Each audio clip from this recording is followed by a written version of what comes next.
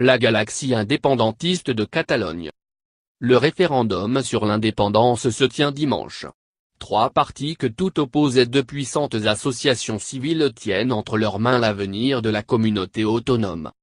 Qu'y a-t-il de commun entre une formation nationaliste, europhile, incarnant une droite libérale en matière d'économie et conservatrice quant aux valeurs, un parti de centre-gauche nostalgique de la République et un mouvement séparatiste, europhobe et anticapitaliste?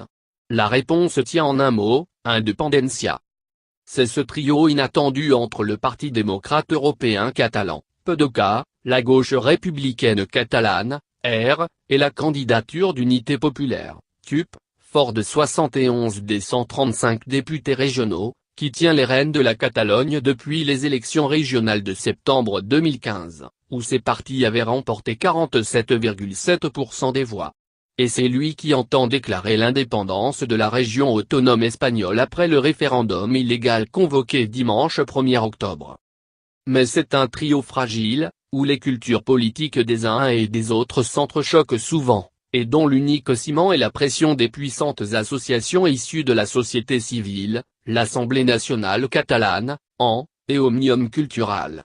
Ainsi, il a suffi d'une déclaration du porte-parole du PDECA au Parlement espagnol, Carles Campuzano, pour que les tensions affleurent dans le triumvirat, mardi 26 septembre.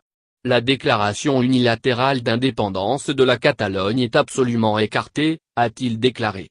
L'indépendance de la Catalogne ne se matérialise pas en 3 jours, selon lui, mais requiert un processus de négociation avec l'État. C'est ce qui a un sens politique démocratique et institutionnel.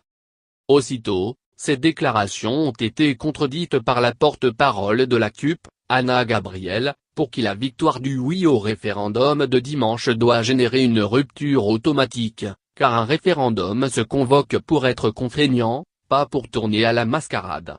Un avertissement à quiconque serait tenté de descendre du train en marche, qui a obligé